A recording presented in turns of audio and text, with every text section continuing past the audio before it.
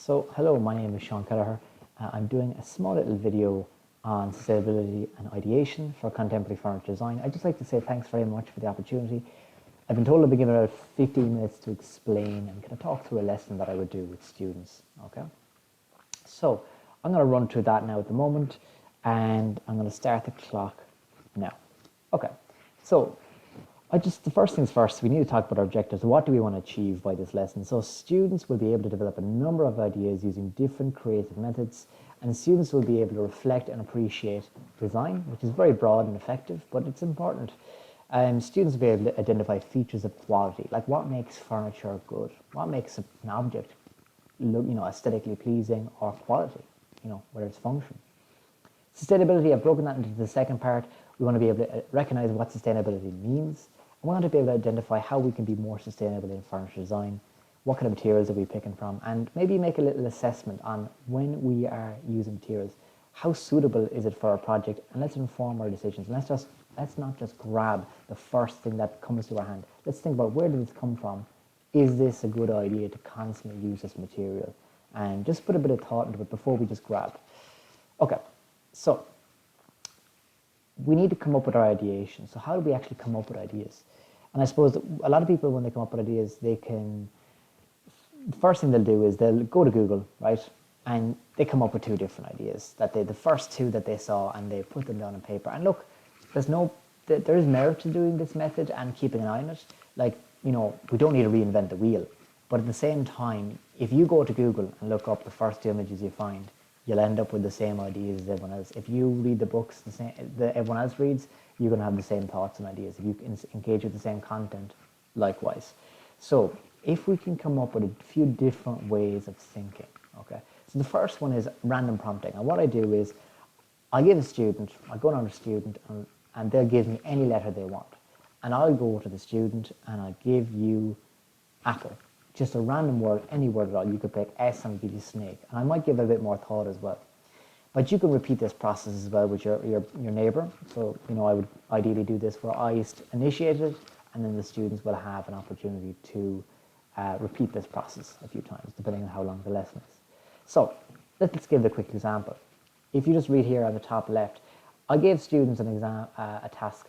They had to design a plant holder with space for 3 plants. That was very simple. Plant holder, space for 3 plants. So I gave the student A for apple, and they went from apple to apple 3, and then they were like, okay, could I actually make a tree that could hold different pots? And look what they ended up with. A beautiful, unique project. And look at the difference between the two different objects here at the top right-hand corner. Those were the first two ones, still functional, still useful, but look how different that is. It's something that is going to catch your eye. It's creative. There's a lot of different skills used there. I like it.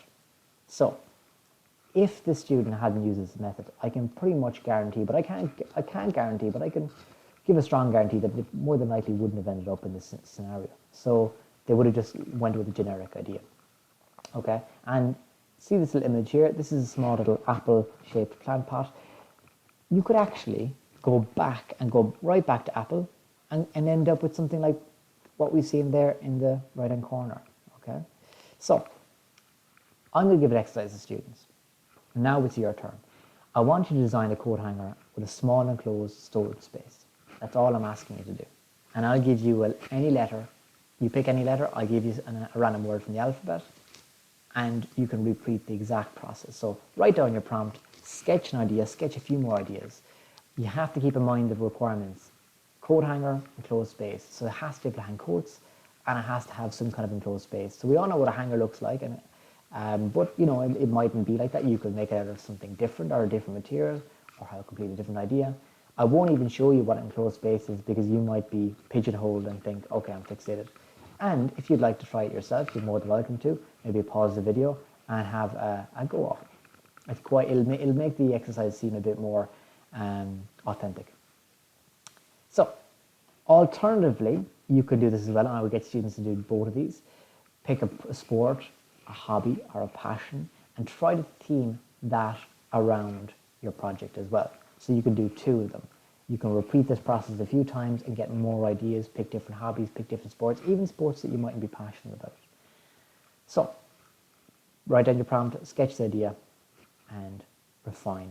And we want a bit of colour as well if we can. But that's just a rough idea for now. So I'm going to show you a few different examples of projects that students produced. So on the left, you can see a student loved hunting. That was his passion. And look how he incorporated different materials. He found the antler in the forest, and he loved hunting. He loved all things like that. So look at that beautiful, there's an enclosed space. Yes. Is there hangers? Yes. Student here loved piano. That was her life. She had hooks on the side, and that door actually swings open, and there's an enclosed space there. Student got B for boat, and they incorporated that, and then went from boat. And look at their lovely hangers, and they have a lovely aesthetic, something really different.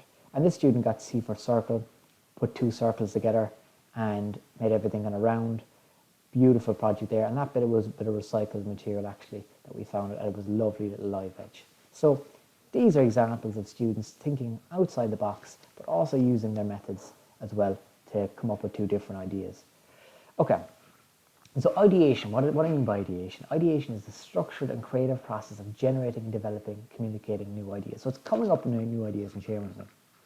So the reason I gave you a brief there is because if I didn't give you a brief, you might be overwhelmed. You could say, I can make anything. And people often jump then to fixation, where they'll say, I'm going to make a tennis racket holder because they love tennis. And that's all they're going to look at. And they're not going to think about a secondary function or putting more stuff in there. So you can get overwhelmed when you don't have enough focus. When you have too much fixation, you just fixate on something, you actually end up kind of pigeonholing yourself and not actually being able to see outside that. When your ideas are relevant and not too broad, when you've got a little brief, you'll explore every element of that, and you can see how different those ideas were. But if I just go back, look how different they were. They're all filling the same purpose, but look how different they all were. And I think that's really, really cool because they were all given the same brief. Okay, and we want to come back to fixation. So we want to think broadly and avoid fixation. We think about Japan. Japan has this amazing architecture because it was isolated. They never went onto Google and looked over next door. Much of our architecture in modern day Europe and even places like Australia and America is based off the Roman type because we've copied it. Okay, and we've made it our own as well, but originality from isolation, and we also have originality here in Roman times, and they came up with that. But really, is that original? If you look at the Greeks, they kind of copied from the Greeks as well. So it's interesting how different styles come about. Okay, so form versus function. What do I mean by this? Is it better to have something looks really well or something functions really well? Okay, so if we take like this fairly bland but very functional dresser, and kind of it looks great for some people. For other people, it's very bland. I'd say it's quite bland. But look at this other one. It's the exact same shape in every sense, essentially, but it has a much more intricate colours. It's got lovely little designs. I really like it. Okay, but you know what it says here? The image I robbed it from. It says, say no to these boring wardrobes. This person thinks they're boring. So isn't there an element of subjectivity? That it's a bit of an opinion, a bit of taste. Okay, so cost-benefit analysis. Do you know what? Maybe that cupboard is great for a hospital. Why do we need fancy furniture in a hospital? We want to keep the costs low. Okay, we don't need that. So is there some merit to keep making things very basic? But you know what? Why can't we have both? Why can't we have form and function? And what makes something valuable? The images on the left mightn't be the most valuable. What makes something valuable? Maybe that's up to everyone else, because eventually everything we make will be thrown away. It's all going to be put away somewhere, and someone's going to make the decision, whether it's 100 years when we're long gone, or if it's next week when we move out of our apartment. Someone's going to decide, are we going to keep it or are we going to chuck it? Okay. So, what is in fashion? Can you basically rework a functional piece into something more popular? So, if we take an example of nest tables here. Okay, these are nest tables, and they're very popular. Okay, back in maybe about 200 years ago. What's the difference between them? I might just ask you, what's the difference in the shape, the materials? This is going to be a little exercise, and I'll leave students to do that for a minute or two. Okay, so we might identify them. I'll get students to identify them for me, but they might say things like the shape. The one on the left is much more intricate. It's got a lovely pattern on top there. It's a lovely flower pattern. It's got little bits of different material, different color, paint. This is very basic. but it's what people are moving towards. It's the more contemporary, it's more simple. That is actually metal there. That's mainly all wood. Perhaps that's made of metal here, but it looks like it might be made of mainly wood. This is primarily made of actually metal and wood. So if we go back, what's in style now? The contemporary, which is something we're looking at, is the hard edges, gentle curves, natural materials, you know, things that look fairly natural. The other objects can be a bit painted. We're incorporating different types of materials. We've got wood and steel there, for example. Minimal ornamentation. So if we look back at these, there's actually no ornamentation. Maybe that's a bit of stain or colour, but look at the amount of detail that's gone into that, making those grooves, all the lovely parts of that. Whereas this is very simple and very basic. It's more fit for purpose, perhaps. And we might look at mirrors and simple shapes. Look how simple that. It's a very box, isn't it? It's a very box shape. That is very curved. So that's the kind of things I would talk about. What makes something quality? Okay. So if we look at our different objects, maybe it's the uniqueness of something. Look how unique. This is a plant holder as well. Look how unique it is. It's functional. It's different types of wood. I love it. But there's a lot of time and effort put into something like that, rather than something like our box, which is much more simplistic. So I would get students to have a discussion on, have they lost out in some kind of function? Because those are very functional. Has form taken maybe a priority? Because you could only get a small plant there, and you know what, a plant could fall off fairly easy there. So maybe there's a bit of updating that person might need to do, but overall, that's a discussion for the students. So design journeys, they don't have to be in one direction. They can go back and forth. It's not linear, okay? Think about like a new model of car. They're always coming back and bringing back new things. And in the same way I'm wearing, at the moment I'm wearing a kind of very 90s kind of ski jacket. You know, that's something that is in fashion because it went out of fashion and now it's back in. Okay, these are also design heuristics. These are resources I would use to kind of enhance design and get students to look at them. I won't go through them in too much detail, but I'd get students to pick one or two. Okay, now we're getting to sustainability. So we want to look at, what does it mean? Sustainability in design is the practice of creating products, buildings and services that minimize negative environmental and social impacts. Okay, so if we think about plastics, now I've used all three of these, but plastics, a lot of it will end up in landfill, a lot of it ends up getting leached into microplastics, into our water system. You know, we've all been walking somewhere, and because it's in so much use, we also see it just dumped and polluted. It can be incinerated to make energy, and of course some of it can go back in and follow the cycle. Steel, likewise, you can still see a lot of pollution there from even making it. Steel production is very, very very intensive in terms of carbon. And like I would look at something like wood, because wood can often be carbon neutral. It has a very low embodied energy. And what that means is, look at the amount of furnaces that have to be made, then are heated up to a huge degree, the manufacturing, all the factories. Wood is a raw material. It gets manufactured, it gets transported. There's definitely embodied energy there, but it's much less than something like steel or plastic. So we want to kind of look at our universal social development goals, that we want to look at one, and one of them is responsible consumption and production. Okay, so which one was more sustainable? I would get students to have a little discussion about that and think about what they want to use. So which is more suitable and which is more sustainable? Straight away, people would think coniferous forests, plantations, faster growing, way better. You know, deciduous forest, not as good. We want to keep them around. But let's just hold up for a second. Deciduous forest provides habitat for all birds, squirrels, all these kind of small little animals, and a place for nests due to regular shape and little burrows. Diverse range of the species, fruits, nuts and berries, so it's also like you can harvest from them. Animals get food from them. They're harder wearing wood, which will last longer, which could make better furniture. Allows light to hit the forest floor and supports things like bilberries and other plants and animals that will grow on the forest floor. Versus coniferous forests are usually plantations. They're very little to low habitat. There's no opportunity for nesting. There's not a diverse range of experience. It's a species. It's all just one species.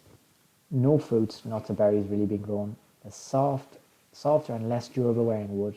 And it darkens the area and doesn't let light in, so there's no light coming in, alternatively from the bottom. So investigate your materials, research, think twice, because the narrative mightn't always be that. So how can we even get even better? We could prevent trees from being chopped down, but how do we still get the same materials? Maybe we can recycle things. So if you ever go into a dump, go to somewhere, and you can actually grab materials. This old dresser was about to be thrown out. Look at the amount of good material that's still very usable. All these frames, all this stuff can be reused. And in my last school, I would have held on to a huge amount of material and recycled that forward. So if we look at the student here, you're saying, okay, that's lovely, but yeah, that's very cost effective. That's a hardwood there. That's a bit of walnut. You know, there's walnut here, there's beech. There's, you know, that the animal had to be killed for that antler. That's not so very sustainable, but actually that antler was found on the floor in a forest, so it was foraged. So, you know, instead of using wood, that's very sustainable. Those pieces of wood there were found from a waste scrap. Same with the beech, same with the small strips here. These were all offcuts, and we reused them to make a lovely front for a drawer. Same here. All these hardwoods, all this stuff, that was an offcut. All those were offcuts. Same here, these pieces were all offcuts. And we managed to turn them into something useful. Okay, same here. A lot of those pieces here, the dark walnut, bit of walnut, and I think it was a bit of mahogany and a bit of beech, those pieces were actually all recycled. So I think it's really important that we look back and we look at our materials and say, okay, maybe we could do better. And likewise here, students, all these students, these were all recycled. Okay, so even better, we go back to our day one sustainability. Let's not even chop down a tree. Let's go and see if we can forage and reuse pieces. So look, I'd just like to say thanks very much for your time. I appreciate the opportunity, and thanks a million for it.